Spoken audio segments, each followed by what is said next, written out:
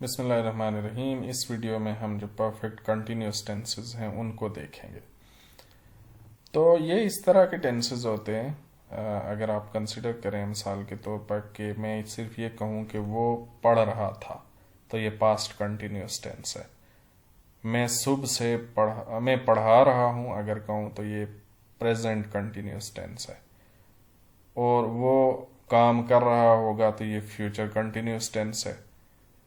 अगर इसके साथ में कोई मुद्दत या वक्त लगा दूं जिससे ये मालूम हो कि जिस वक्त की हम बात कर रहे हैं जो काम जारी है उसमें वो जारी तो इस वक्त है लेकिन पहले से शुरू हो चुका है, तो उसको परफेक्ट कंटिन्यूस टेंस कहते हैं। मिसाल के तौर पर वो 2 दिन से पढ़ रहा था।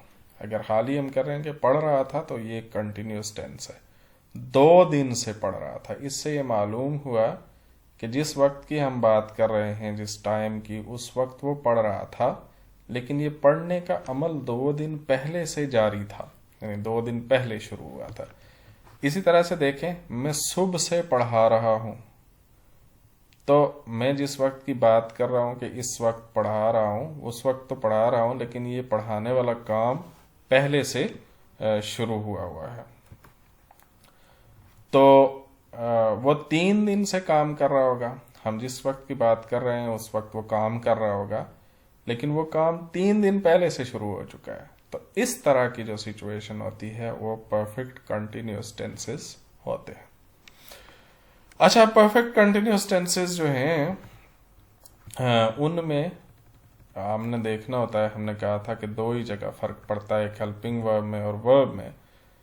तो इसमें जो हेल्पिंग वर्ब हैं वो पास्ट वाले ही होते हैं। यानी आप इधर से देख लें कि यहाँ अगर आप देखें तो इसमें हैड लगता है, ठीक है, इसमें हैज और हैव लगते हैं, इसमें विल हैव और शल हैव लगते हैं।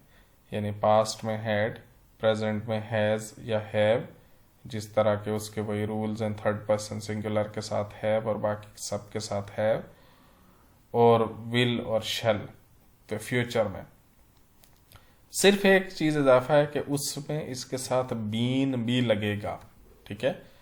और कंटिन्यूस टेंसेस की तरह ही इसमें आईएनजी का इजाफा भी किया जाएगा वर्ब की पहली फॉर्म के साथ। एक बात इसमें अलबत्ता खास होगी मजीद, वो ये होगी कि इसमें सिंस और फॉर लगेंगे टाइम को दिखाने के लिए। वो सिंस कहाँ लगेगा, फॉर कहाँ लगेगा, ये हम देखते हैं। तो हम यहां से एक फिक्रे का तर्जुमा करके देख लेते हैं कि जी वो 2 दिन से पढ़ रहा था, ठीक है। तो तर्जुमा करने का जो फार्मूला है वो वही है, सब्जेक्ट, हेल्पिंग वर्ब, वर्ब और ऑब्जेक्ट। सब्जेक्ट क्या है, वो ही, ठीक है। अब इसके बाद हेल्पिंग वर्ब, चूंकि पास्ट का है तो इसमें लगेगा हैड बीन, ठीक है। उसके बाद जो है वर्ब का तर्जुमा और वर्ब की पहली फॉर्म, पढ़ना, रीड, ठीक है, या स्टडी हम कर रहे हैं, ठीक है। और उसके साथ आईएनजी लगेगा, स्टडिंग। अब यहां पे लगाएंगे फॉर 2 डेज, 2 दिन से। He had been studying for 2 days, वो 2 दिन से पढ़ रहा था, ठीक है। अगर सिर्फ वो पढ़ रहा था होता तो हम करते ही वाज स्टडिंग। चूंकि 2 दिन इसके साथ एक मुद्दत भी शामिल हो गई है तो फिर ये परफेक्ट कंटिन्यूस हो गया। और अब इसमें जो हेल्पिंग वर्ब लगेगा वो हैड बीन होगा। अच्छा, वो 3 दिन से काम कर रहा होगा, he will have been doing his work for 2 days, ठीक है। बिल्कुल उसी तरह से एंड में हमने फॉर 3 डेज, ओके, 2 नहीं है बल्कि ये 3 है, 3 डेज। तो अब ये इसमें हमने लगा दिया। मैं सुबह से पढ़ा रहा हूं, आई हैव बीन, आई के साथ चूंकि हैव लगेगा तो have, I have been teaching since morning. अब ये देखें, बाकी 2 में मैंने फॉर लगाया है और इसमें मैंने सिंस लगाया है। क्यों? जब आपके पास एक मुद्दत टाइम पीरियड स्पेसिफाई किया गया, यहां पे देखें वो क्या था 2 डेज, यहाँ पे क्या था 3 डेज, ठीक है। ये 2 घंटे भी हो सकते हैं, 2 मिनट भी हो सकते हैं, 2 साल भी हो सकते हैं, 2 सदियां भी हो सकती हैं। तो इसके साथ लगेगा फॉर। अब मैं यहाँ पे मैंने ये नहीं बताया कि कितनी देर से पढ़ा, मैं क्या सुबह से पढ़ा रहा हूं, यानी इसमें ये नहीं मालूम होता कि अब मुझे पढ़ाते हुए कितना वक्त गुजर गया है। ये तो मालूम हो गया कि मैं जिस वक्त की बात कर रहा हूं ये काम शुरू उससे पहले का हुआ है, लेकिन कितनी देर हो गई है वो नहीं पता चलता। ये जो ऐसी सिचुएशन होगी उसमें आप सिंस इस्तेमाल करेंगे, ठीक है।